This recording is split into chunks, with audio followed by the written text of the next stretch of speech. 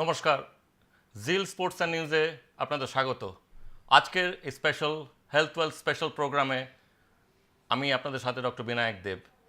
আমাদের সাথে আজকে আছেন বিশিষ্ট অতিথি, খুব সুনামধন্য কার্ডিওলজিস্ট, সিঙ্গাপুর থেকে ন্যাশনাল ইউনিভার্সিটি হসপিটালের head of the department doctor তান হুই same. Dr. Tan Huay Cheem, many congratulations for coming to our program. Thank you very much for being here.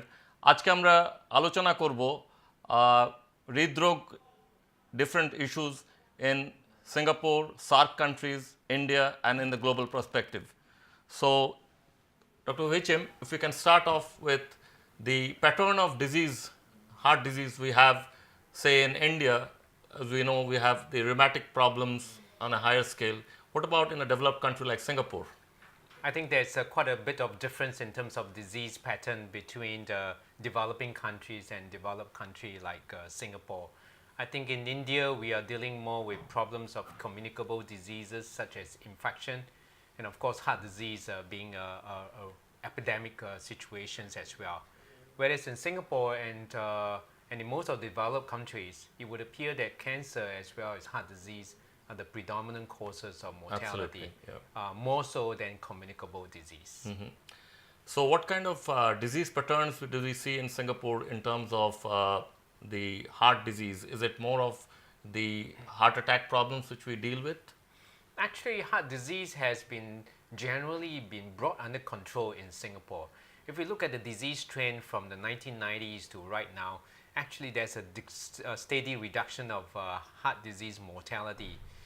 And in fact, cancer has now been the number one overtaken. cause. Has overtaken the heart disease as the number one cause of mortality, and pneumonia is the second. So heart disease is now the third cause of mortality in Singapore.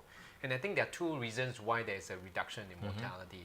One is that the treatment has become better for heart disease, and secondly is the education, where we now are able to control risk factors that causes heart disease. More of the awareness campaign which we do there. Through education and through risk factor control.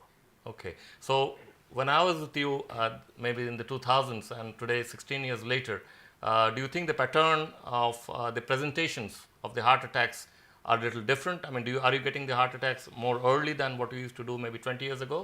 Yeah, it's been a pleasure having you 15 years ago, and how time flies. And I would say that the heart disease, although the number of heart attacks are increasing in Singapore, is actually related to the aging population. Okay. If you adjust it by age, actually there's been quite a flat curve in terms of the incidence of heart disease. So the number of heart attacks have gone up because people are getting older. And we see that the more of the heart attack are what we call the non-ST elevations myocardial infarction type, rather than the classic heart attack. But nonetheless, heart attack is still a potentially fatal condition that requires immediate treatment. You just mentioned that the preventive strategies which you adopted in Singapore has actually been very successful in bringing down the number of the acute MIs basically. So what are the kind of the strategies which you have adopted from a national perspective and from the health scenario perspective? So you rightly mentioned actually control and prevention of heart disease has to be a national effort. It has to be a societal effort as well. So I think in terms of education, I think in Singapore we have done fairly well. No. Almost everybody knows what cholesterol is about. Everybody knows that fat is not so good. Everybody knows that exercise is needed. And this is because of the widespread education through media, through schools and educations and so forth, that we have managed to be able to pass this message on to the general population. And also through this education, we have asked people with diabetes, with cholesterol, with blood pressure problem to seek early treatment and control. So that has brought about a reduction in the heart disease. But how do you factor in the genetic factors which you can't really change much? Sure. So while there is a genetic component to heart disease, I think you need the environment to express the gene as well. So while we cannot control the gene, we can't control our parents, but we can change our lifestyle. We can modify our lifestyle in a manner that will reduce the incidence of heart disease, such as weight control, reduction of fat and cholesterol intake, taking low-calorie diet, exercise, and all these are important risk factors, lifestyle management that we can actually undertake ourselves.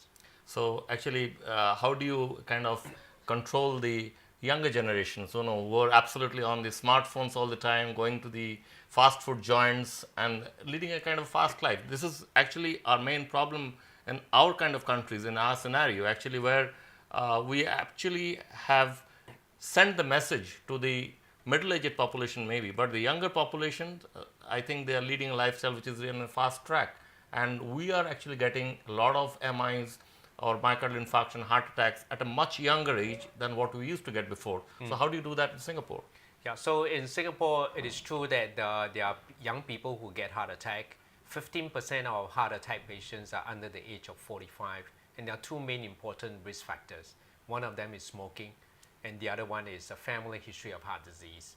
So family history, like I said, is a genetic thing that we can't really change much, but certainly stopping smoking when you start having it at a young age is something that you can do on your part.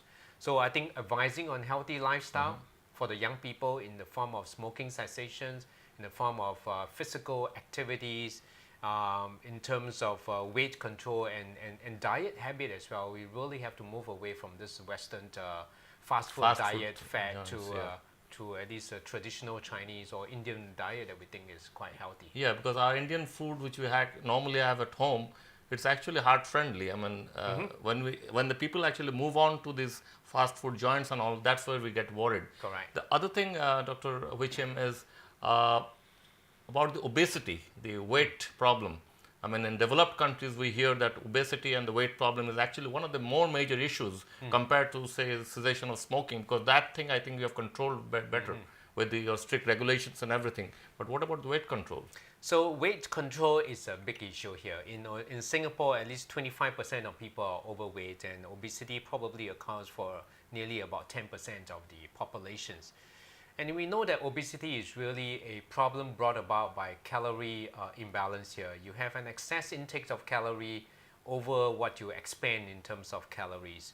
So balancing this calorie is a very easy talk, but it's extremely difficult. So while people understand the concept of taking a balanced calorie intake, but translating that into behavioral pattern change is something that we have not done very well. So behavioral science is really something that we have to look into. But certainly I think education will have to come in, get the children and the young people out in the street playing games and soccer, engage in some kind of sporting activity, more so than all the sedentary computer games will be very helpful.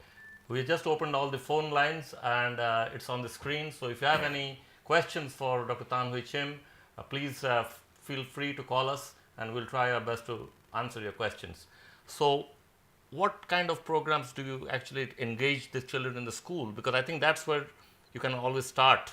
So maybe at a younger age in the schools, do you have any kind of programs where you actually teach them as a part of a curriculum how to stay healthy? I think in schools, the students are actually the most impressionable people that we can target at a young age. So I think in Singapore, educational curriculum, physical education is an important lesson in every week. There's also a health talk as well. There's also a health lesson in the curriculum. But of course, certainly there's every room for improvement. Singapore government has just declared a national war on diabetes, chiefly because we are now getting to be one of the top diabetes country in the world. And that's something that we really don't want to be in terms of getting such honors. So I think education is the key, and we have to start from young. All the successes which you had in Singapore in terms of managing the heart problems, could you actually rub it on to the neighboring countries like Malaysia, Indonesia, Vietnam, Cambodia, Taiwan, and so forth? Correct. So I say one of the two components responsible for reduction of heart disease is better treatment.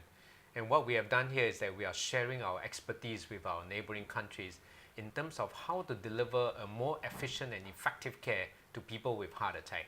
For example, when you have a heart attack, you really need to have a very good emergency health service. And how to implement such a health service systems in big countries like India is a real challenge.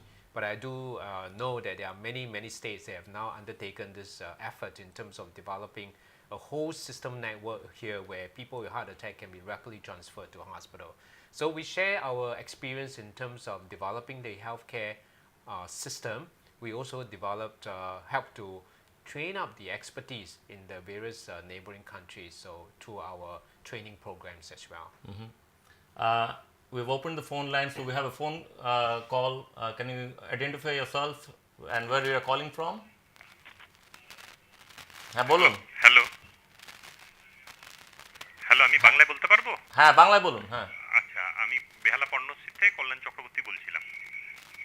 হ্যাঁ বলুন। বেহালা পর্ণশ্রী থেকে কল্যাণ চক্রবর্তী বলছিলাম। হ্যাঁ কল্যাণবাবু বলুন। আচ্ছা, আমার বাবার 81 বছর বয়স। হ্যাঁ আপনি কোয়েশ্চেনটা করুন। আমার বাবার 81 বছর বয়স। হ্যাঁ আচ্ছা, বাবা মানে প্যালপিটেশন মাঝে মাঝেই হতো। তা কলকাতারই একটি বেসরকারি হাসপাতালে 2-3 বার বাবা ভর্তি হয়েছেন 1-1.5 বছরের মধ্যে। হ্যাঁ, তা প্রথমে দেখা যায় যে বাবার একটি মানে আর্টারি মানে একটু ব্লক ছিল আর কি, নিয়ার অ্যাবাউট 80%। আচ্ছা তারপরে তখন বাবাকে বলা হয় যে ওটাকে অ্যাঞ্জিওপ্লাস্টি করাতে। তারপরে আমি আবার কলকাতারই একটি সরকারি বড় হাসপাতালে যাই, আমরা যেহেতু মানে সরকারি মানে কর্মচারী সেই জন্য আমাদের যেতে হয়। তখন উনি বলেন যে এই বয়সে কিন্তু ওটা করতে গেলে লাইফ রিস্ক হয়ে যাবে। আচ্ছা হ্যাঁ, তারপরে বাবা ওষুধে থাকেন। আবার বাবার এই লাস্ট 3-4 মাস আগে আবার প্যালপিটেশন হয়। তখন দেখা যায় যে আবার যখন অ্যাঞ্জিওগ্রাফি হয় তখন বাবার এই 80% ব্লকেজটা 50% হয়ে গেছে।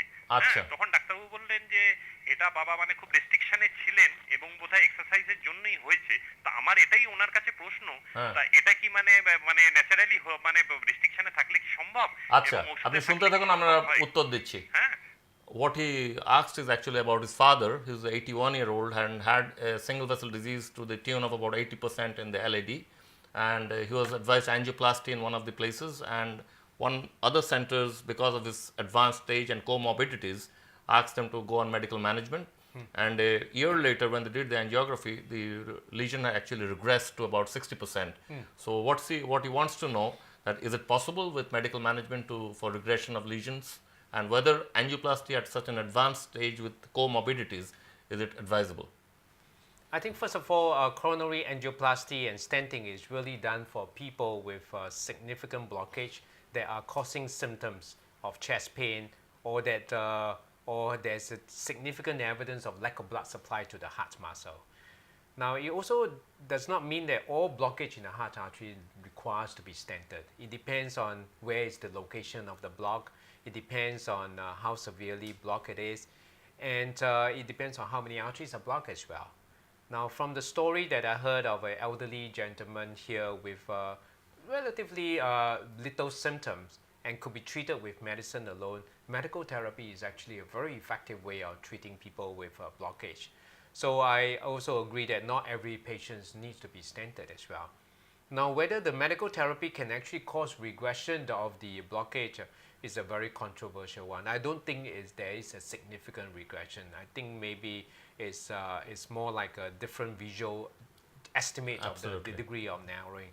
But certainly, medical therapy is effective and can be continued in people who are stable. We were discussing about the neighboring countries and the kind of programs they actually learn from Singapore. Do you have any kind of training programs which we used to have, which involved countries like India, Bangladesh, Pakistan, and the other countries, where actually you train these people, and now these people are actually back home and doing very well and treating patients? Well, I'm actually very proud that we have a very successful overseas fellowship program in interventional cardiology. We have trained more than 50 over doctors from the world, including from Asia and as well as South America and Europe. And they have all now gone back after their training in NUH Singapore to go back and serve their respective country. And I'm also pleased to tell you that there are a number of interventional cardiologists that we have trained in India, and Dr. Binayak Deb is one of our successful example. And we certainly have many other doctors in the various parts of India, in Lucknow, in Nashik, and in Bangalore as well. So it's certainly our intent to continue this fellowship program, build up this extensive network that we have, including India, and hoping that we can share our knowledge and expertise with the rest of the world. So now the question comes actually when we have a heart problem. I mean, we have three options basically: medical management, angioplasty, and bypass surgery. For a lot of reasons which you know actually in India, still the bypass surgery is one of the preferred options for many social, financial, and other reasons. So, what besides Singapore? I mean, about the other SAARC countries, what are the options there? I mean, is it still bypass or is it angioplasty? So as you just mentioned, there are many ways to treat people with multi-vessel coronary artery disease. Certainly, if it's just a single vessel, most of the time it's going to be a stenting procedure. The question comes in when you have triple vessel coronary artery disease, which is better, a stenting procedure, which includes a number of stents that may be more expensive in India, or a bypass surgery. I don't think the number of blockage of the artery is a big factor here. I think to think that triple vessel disease equal bypass surgery is too simplistic a decision Solution, making. yeah. I think the choice of treatment will have to depend on several factors. It has to depend on the degree of blockage. It has to depend on the patient's heart function. It has to depend on whether the patient has got other medical conditions such as if they have stroke or kidney failure or diabetes. And also it depends on the patient's preference. Some patients just don't want to have bypass surgery, and you're not going to force him to do that. And it also depends on the expertise. Maybe some centers have better surgeons than interventionists, or some other vice versa. And finally, the financial considerations will always have to come in. So it's a multifactorial consideration, and oftentimes we need to have a heart team comprising the cardiologists and surgeons sitting together to discuss with the patient. So, what kind of insurance coverage do you have in Singapore? I mean, here the insurance coverage is pretty low, and people are paying from their pockets to actually, get their thing treated. So, in Singapore, I believe. In Singapore, fortunately, we have a universal healthcare coverage in the form of a MediShield Life. So every citizen is covered with basic insurance. But if you want some add-on extra perks and so forth, you can top up with some additional private insurance of your own, but suffice to say, everybody will be covered under the national health insurance. So that's basic a medical good care is scenario, taken care of. basically. Yeah. Another interesting question, Dr. Huay Cheem, is that in Singapore it's actually a real true cosmopolitan country. So, do you find any difference in the heart disease pattern, say for a Caucasian versus a Chinese, from an Indian, or from an Indonesian? Is there any difference of the pattern of heart disease they present with? Actually, there is a significant difference among the incidence of heart disease among the different ethnic groups. And we realized for a long time that Indians actually has the highest incidence of heart disease in Singapore. And we think that is probably due to the genetic cause. Absolutely. The Indians are actually born to have thrifty gene, we call it. And you were not meant to have such a good health, good lifestyle where you have so much of calorie intake, and that causes overweight and diabetes. So Indian has definitely a high incidence of heart disease because of a higher incidence of risk factors such as diabetes and obesity as well. Then comes Malay, who also have second highest, and followed by Chinese. So there's a distinct difference in terms of the disease pattern among the different ethnic groups. And do they respond similarly to the treatment which you offer? I think in terms of response is neutral as far as the ethnic groups or the gender is concerned. So I think all response just as well. I think the outcomes of the treatment depends very much on the patient's individual risk profile. So if you're high risk, whether you're Chinese or Indian, you will not do as well as people who are lower risk. In our place, we see that the female patients, they present to us much later because of a lot of social reasons maybe, and the propensity of the disease, the intensity of the disease when they present is much higher. And so actually the mortality is sometimes higher. So what about in your experience in Singapore? Actually, this observation is mirrored in every other part of the world, including developed countries. We know that women with heart disease tend to do poorer compared to men simply because the disease occurs much later in their life. And the average age of a heart attack for women in Singapore is about 70, for men is about 60. So they are much older, and they have much more comorbidity. That means they have other sickness. And so you expect the mortality to be worse, and that the outcomes of treatment would to be worse as well. In particular in the female groups. So just want to mention here that among women, heart disease continues to be the #1 cause of death, and not cancer of the breast as most people would think. And this is one of the probably understated kind of therapy which we give to the women patients, because we don't discuss much about heart disease in women. So it's one of the important things which you probably should pass on to the society in large. Other thing is that you just mentioned about the weight problem and probably the counseling which is required. So do you have counselors in your heart care team nowadays? We don't have it. We do have a weight reduction program here in our center. So for people who are overweight, we generally recommend them to undertake some kind of cardiac rehabilitation program, which will include exercise and weight reduction and so forth. Failing which, if they are morbidly obese, then we will have to recommend drastic things like bariatric surgery or things like that. But certainly most people can be counseled, but actually translating that information that they obtain into real life behavioral change is still a challenge. It's a real challenge still. Still a challenge. These counselors, I mean, we see in the schools and all, I mean, they do pretty well, you know, I mean, talking to children, and they're more receptive, you know, I mean, than rather than talking to a doctor. When the counselors come in, they do pretty well with the children. So maybe this is one of the ways where they can actually put in these inputs. Sure. So The dietitian, the counselors, and these kind of the paramedical teams who help, you know, reduction of the heart disease problems. actually in Singapore, the teachers are the best counselors. Absolutely. The teachers are the one who will be able to pick up the children who are at risk of obesity and start to counsel them, teach them, educate them, engage them in physical activity. So I think teacher plays just as important role as the doctors or parents.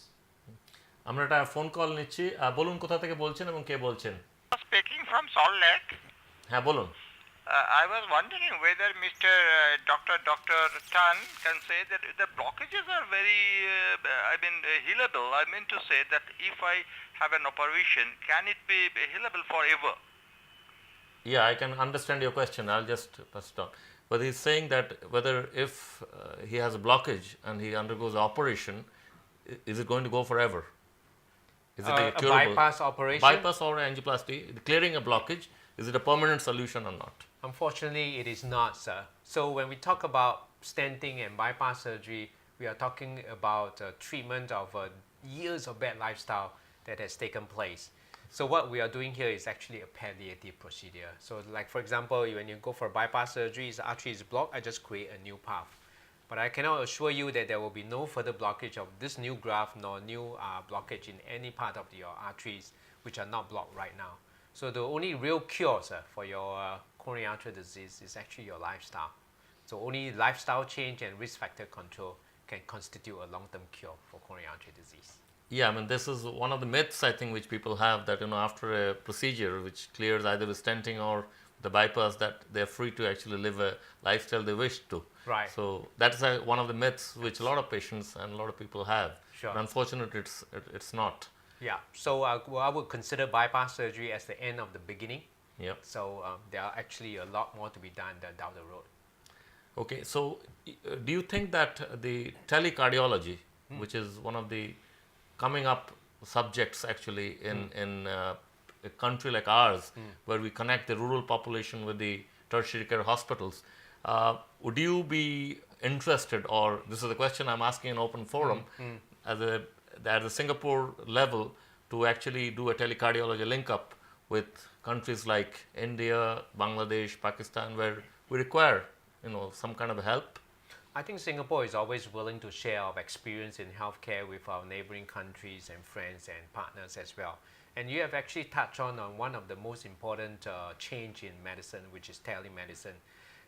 We are now moving towards telemedicine as well, because we know that actually a lot of times you don't have to have patients coming to a doctor's clinic to have good treatment. For example, if you have to control your blood pressure or to control your sugar, you actually don't have to come to the patient's You're wasting half a day, clinic, basically. absolutely, taking up the place. So we are now encouraging people to feedback to us their blood pressure, so they can go on to the internet, hook it up and feedback their blood pressure. They also send us their weight for people with heart failure so that we can monitor them regularly, or people who requires certain blood tests for thinning and so forth of their blood. So all this can be done as an outpatient using Through the telemedicine, telecardiology, yeah. Correct. So I think telemedicine has got huge potential, and applaud your efforts in trying to use this technology to reach out to people in the rural area. And you can extrapolate that to other countries as well. I mean, from Singapore to other countries. And actually, all the countries can be connected through this tele-cardiology setups and the discussion from different specialists. Say from my patient, if somebody is required to take an advice, then maybe if they want another advice from a cardiologist like you from Singapore, it's possible probably to, get them on board. Indeed, telemedicine has got such huge potential that the options are just far too many that not only can we do it at the national level, but as you correctly say, can go on an international and global level as well. So it's possible from your end to actually do that kind of technology Absolutely. sharing, basically. Sure. The conferences which is happening in the SAARC countries, I mean, how much of discussion happens on preventive heart disease? I would say that unfortunately the emphasis has always been what is the state of the art treatment and what is the best technology available. And I can tell you that prevention is still better than cure. Absolutely. Public health and public education still remains the most effective way of controlling a disease rather than investing in high cost, high technology therapy. So I cannot overemphasize the need for public education. And we are nearing the end of the program, Dr. Tan. Any message to the Indian population at large which you want to convey? Oh, I have been to India many times. I've been fortunate to work with many Indian doctors and so forth. I've also seen the progress being made in terms of the healthcare in India. But India has got a lot of challenges as a developing country with a huge population. And I would say that public health and public education still remains the key in terms of preventing disease. So I would urge that the authorities will continue to make that concerted effort to try to reach out to as big a population as possible in terms of educating them what is healthy lifestyle, how to lead a healthy diet and so forth. So if we ask you rocket technology for development of cardiology, or is it more on the prevention programs, which would you choose or would you balance? I think the emphasis nowadays, at least in Singapore, is towards prevention here. I would say that majority of the resources are now directed at prevention. So in order to change the disease cause or disease pattern, it is not about developing new treatment. It's to prevent the disease from happening in the first place. So I think targeting at the community level to prevent the disease is where we really should be focusing our attention on. Do you think that from the technology point of view, are we plateauing to a point that, and from the prevention point of view, we are actually starting? I think both of which are actually non-exclusive. I think both can be complementary. Absolutely. So treatment disease should always be progressive as we try to discover better cure and better treatment for our patient. But that should not be at the expense of developing public health education and a preventive program. So what are your experiences besides the Asian countries? I mean, compared to Asia, say Europe or a US or a Japan maybe? I mean, what kind of strategies they are actually taking? Is it more on prevention now, or is it still the hardcore technology they are going after?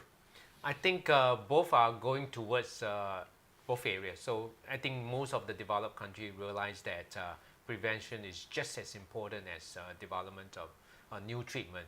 So I think that should be a target that all the governments and the health authorities should be looking at. Regarding the cardiac rehabilitation program, I mean, how important do you think this is after a heart attack or after angioplasty or after a bypass surgery? In fact, I would consider it as being crucial as part of the treatment of people with heart attack. So all our patients with heart attacks rightfully should go for a cardiac rehabilitation program. And rehabilitation program does not mean exercise alone. It means empowering the patients with the necessary knowledge on how to look after themselves in terms of diet, in terms of the need for taking medications regularly, and understanding what sort of medications they are taking as well. So cardiac rehabilitation is actually a holistic program aimed to restore the patients back to his original health, and hopefully he can go back to his original work employment as well. So it is crucial. It is part of the continuum of treatment for people with heart disease. Thank you so much, Dr. Huay Cheem, for attending and coming to our program. This is a Health Wealth special, and we welcome you really for making your time and attending this program. Thank you very much. আজকের programme আমরা এখানে শেষ করছি। আবার দেখা হবে কালকে health wealth প্রোগ্রামে জিল স্পোর্টস চ্যানেলে। সুস্থ থাকুন, ভালো থাকুন, নমস্কার।